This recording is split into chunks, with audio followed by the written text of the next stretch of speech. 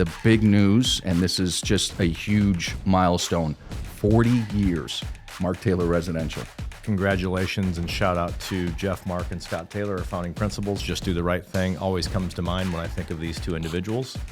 I really appreciate looking back, thinking about back to 1985, all of the legwork, all of the dedication, all of the employees that helped lead this organization before my time. Let me ask you this question. You have said this on a number of occasions, and it's perfect.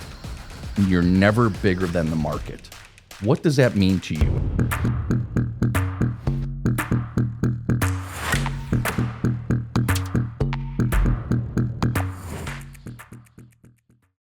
"2025 coming in hot and heavy, hair on fire." Well, at least one of us is coming in with their hair on fire. By the way, first ball joke of the year, and I'm feeling good about it, confident. JC, Happy New Year. Happy New Year. Happy belated birthday. Thank you. You, Dustin Lacey, as well. Mm-hmm. Fellow Cap. Yeah. Yes. Videographer extraordinaire, Mr. Brian Papa, happy belated birthday. I know you really wanted to share how old you were, especially, since you are just the youth, just driving force of Mark Taylor, just now hitting 30, correct?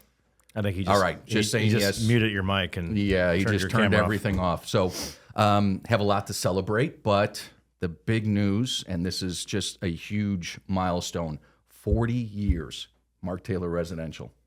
40 years. Yeah, I think first, congratulations and shout out to Jeff, Mark, and Scott Taylor, our founding principals, to have the vision, the fortitude, the resilience, which really feeds into our first section as the intro.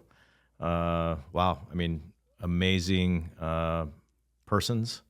I would say if you look back at our principles, just do the right thing always comes to mind when I think of these two individuals, and they've really demonstrated that over many decades, which is hard to do.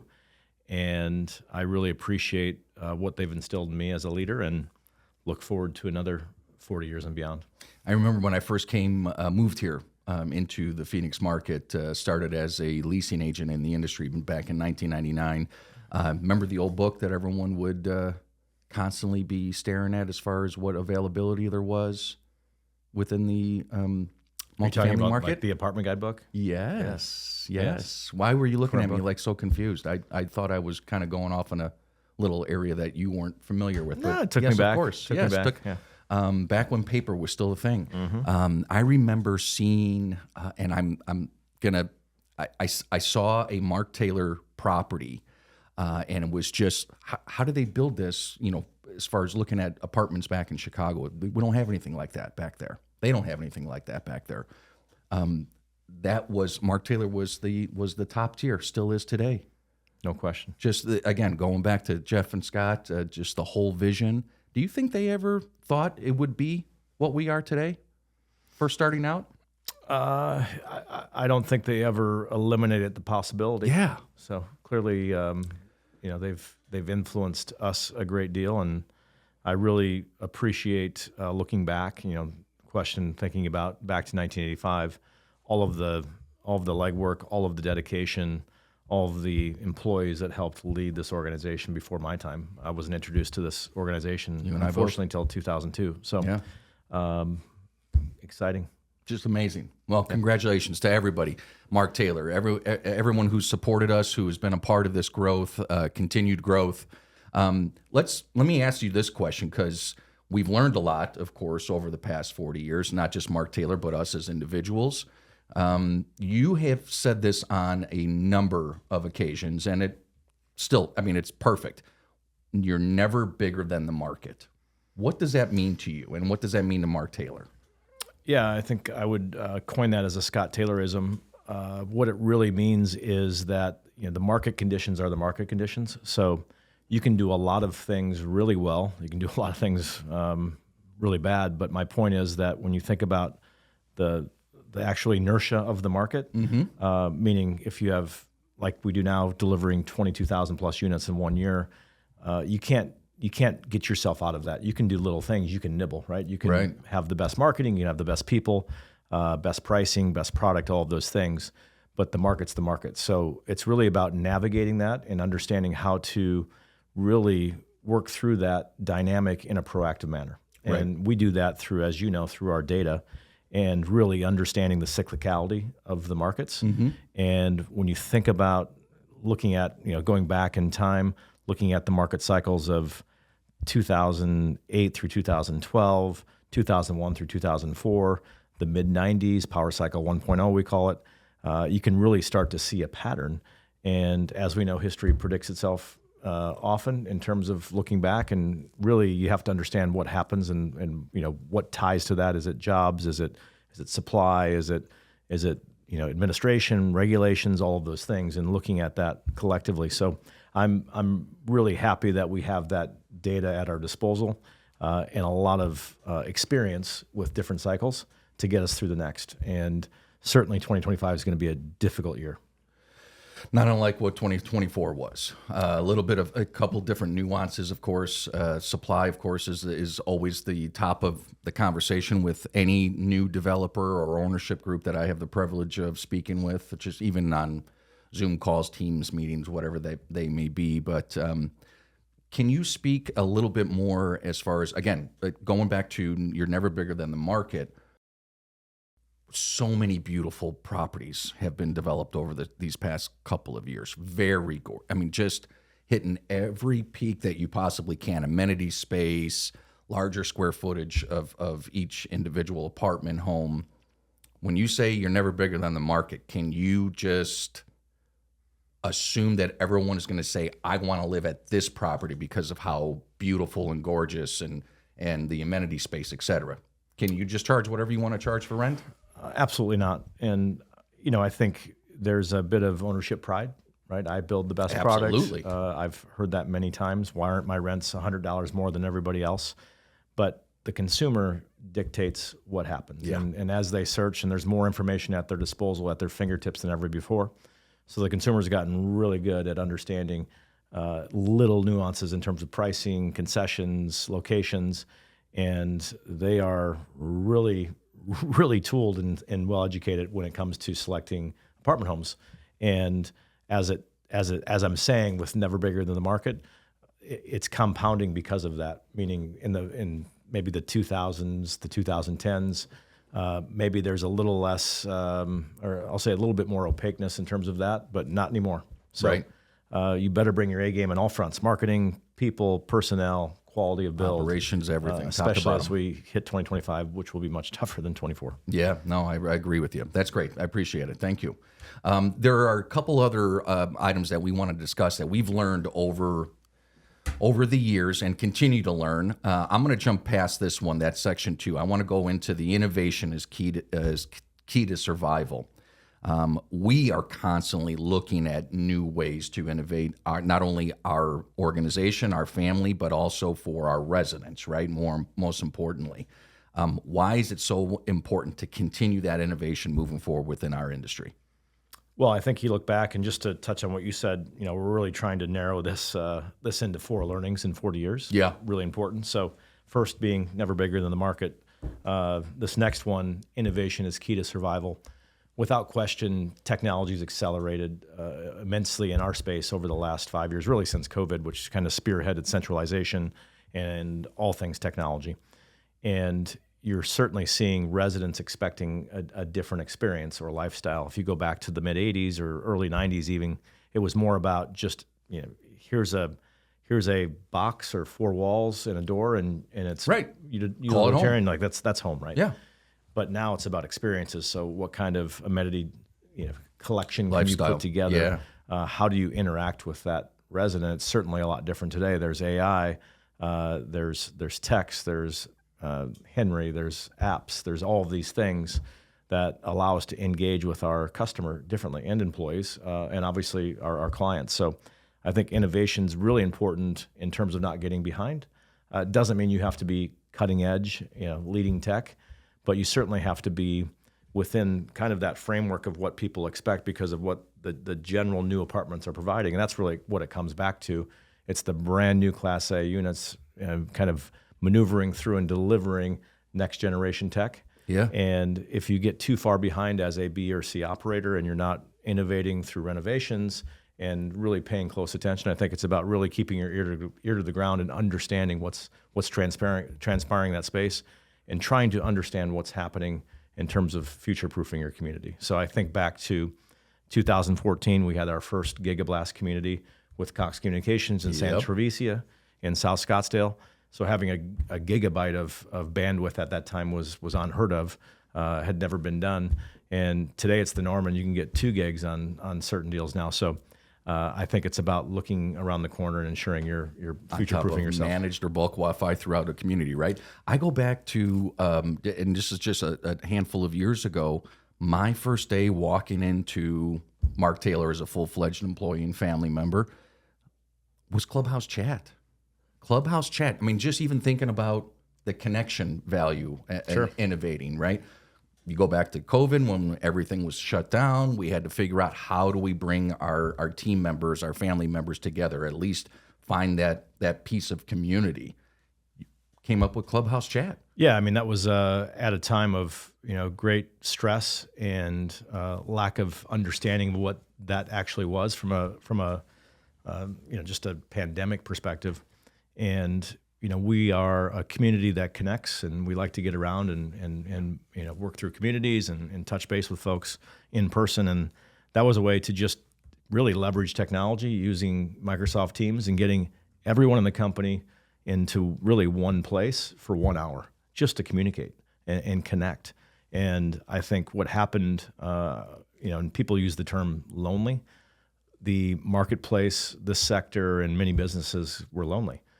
We needed connection. So that was a way to spearhead it. At first, it was just me probably mumbling and talking about things of the day, but it's really evolved. Yeah. And it's allowed us to engage our entire Mark Taylor employee base with a constant reaffirmation of our principles, our vision, our mission, work through things that are strategic, work through things that are important to the organization. Recognition's a big one. So talking about community spotlights, talking about some of our award winners, all of those things matter. So just really elevating our organization for an hour a month has really impacted us. And it's important to say we still do it today. Oh, absolutely. Right? Mm-hmm. To watch the comment panel, the board, and just boom, you almost can't keep up with how many comments and just the congratulating everybody as far as each individual recognition that it's just fantastic. I love it. Let's go back to the history repeating itself. You mentioned about how our market is cyclical, very important to understand and track. We have a tremendous amount of proprietary data that, we have so many clients, brokers, they all want to know what is Mark Taylor thinking. What do they see as far as forecasting through the Mark Taylor lens? Is there anything additional that we as an industry can learn from history?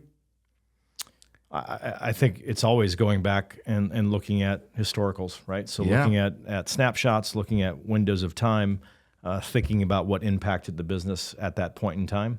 What were the things that really influenced it, either higher or lower from an operational fundamental perspective, and just paying close attention to what we talk about macroeconomics, how we track the world from a global economic perspective, right?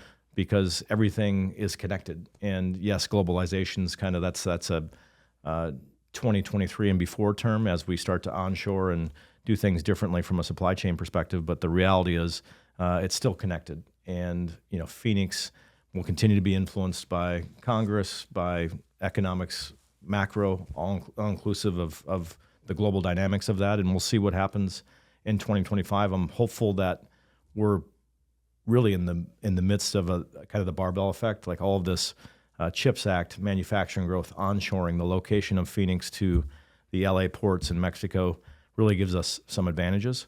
So I'm hopeful to see this manufacturing revolution really take form here in Phoenix, where we're poised to do so. And shout out to the Arizona Commerce Authority and GPEC. Unbelievable. And everyone else that's participated in really creating the open for business. I was just going to say, Arizona's open for business. Come on, keep coming. That's keep right. coming. That's right. I'm going to let's do a little quick quiz. Okay. Since my old dad jokes, the 5 C's of Arizona. Sure. What can you name all 5? Let me hear. There's 6. You're not even letting me get to that. You're just stealing my punchline right out the. Let me hear all 6. I'll give you 3: Okay. copper, citrus, chips, as in Cattle. semiconductor chips. Yep, cattle. Climate. What's the last one? You tell me. Did you say citrus? I did.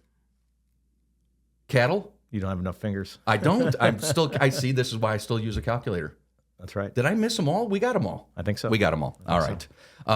Let's round this out. At, our 4th pillar, as far as what we've learned, it's always about relationships. It's always about the people.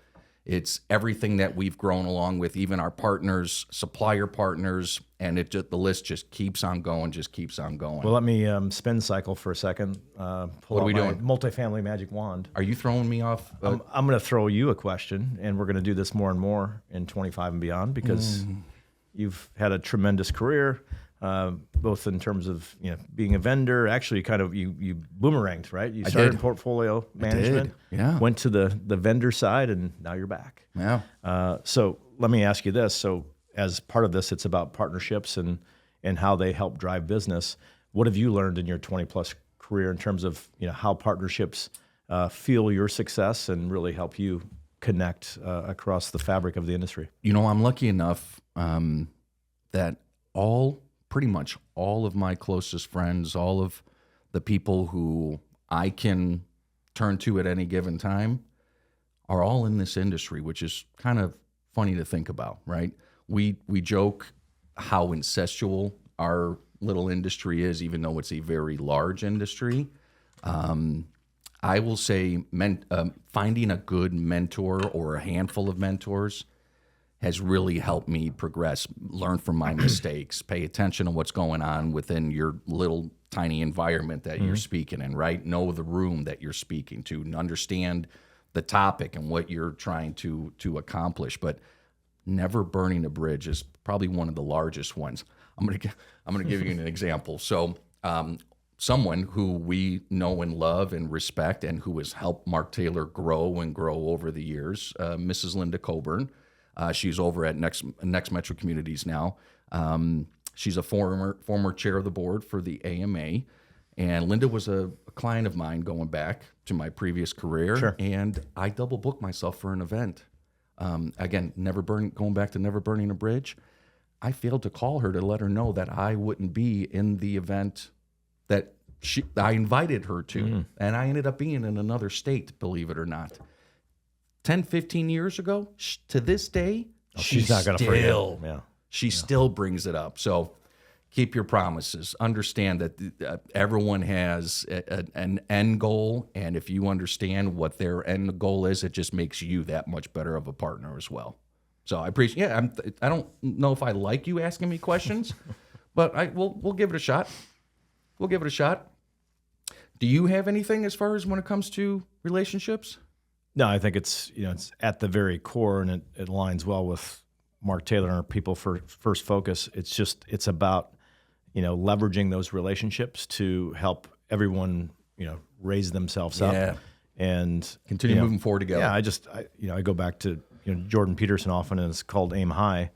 So if you're aiming high and you have the support systems in place, the relationships, that fabric, collectively you can do some tremendous things as an organization for not only your people, but for your community, for their businesses. So I tie into don't burn bridges. Yeah. You never know who's going to come back to you. And I've had a lot of clients that have left us in terms of, they've left their organization. They take on a new role somewhere else or come back and they're like, oh, I can't wait to work with you again. And now they're with, Shop XYZ. So I really think when you have the ability to support and connect and build foundational relationships through trust and exercising that collectively in your day-to-day, it just becomes natural. So I'm giving you major kudos because I know you've done that along the way. Oh, thank you. And I've recognized that as you've really helped build this new business platform here in consulting that people are like, wow, I love working with Adam, and that's a thanks, man. A relationship thing. Yes, appreciate it. Mm-hmm. So first one, let's do a good one for the first one for 2025. What we're grateful for today. What do you got for me today? Wow, I think when I look back at 2024, I think all of my learnings and just pushing myself to grow in 2024 has really positioned myself personally and professionally for a elevated, better year in 2025. So I'm an internal optimist. I'm always looking up, aiming high. So a lot of great things ahead for us as an organization. It's our 40th year, and I'm really thinking a lot about our infinite journey and what that means for Mark Taylor over the next 5, 10, 15, 20 years, 40 years, 100 years. Yeah. And really just making sure that we're setting up our next generation of leadership. You're not getting any younger. I'm not. And ensuring that we're elevating the rest of the portfolio and giving them really a foothold for the future. I'm not going anywhere. I'm just saying let's really build that out and, please and support don't. each other. I like working with you. I like being here. Yeah, I'm glad to hear that. I'm going to gush a little bit about our fellow coworkers, our family members, our teammates. I'm going to give you an example. So, sat in a meeting as of recently, and we have so much young, driven talent. And when I say young, I just say younger than me, right? Because I still feel that I am a little bit young. But I sat in a meeting, and there was our CFO, myself. I had several fellow directors in this meeting with me, and I'm going to give a little shout out to Alyssa Leahy. She commanded all of our attention in this meeting, and she even told me what to do, and I loved it. That she actually she's just getting after it. She's just getting after it, and I can say that from department to department to department. Man, we've got some superstars, and just so grateful to work alongside each and every one of them. Same thing. I'll give you another quick example. I love being able to tell a potential client when they ask, can we go tour some of your deals? I don't call the properties. It's the confidence level knowing when they walk in, they're going to be greeted properly, the Mark Taylor way. They're going to have the follow-up the Mark Taylor way. It's just one of the best feelings ever. So very grateful. Just keep doing it. Just keep doing it. Big thank you, Jeff, Mark, Scott Taylor. Thank you again for everything. 40 years. Let's do another 40 all together. We'll build it. We're going to look a lot different. Well, I'm not. I'm still going to be bald. Nothing's going to change there. So thank you again for joining us. Multifamily Forward, presented by Mark Taylor Consulting.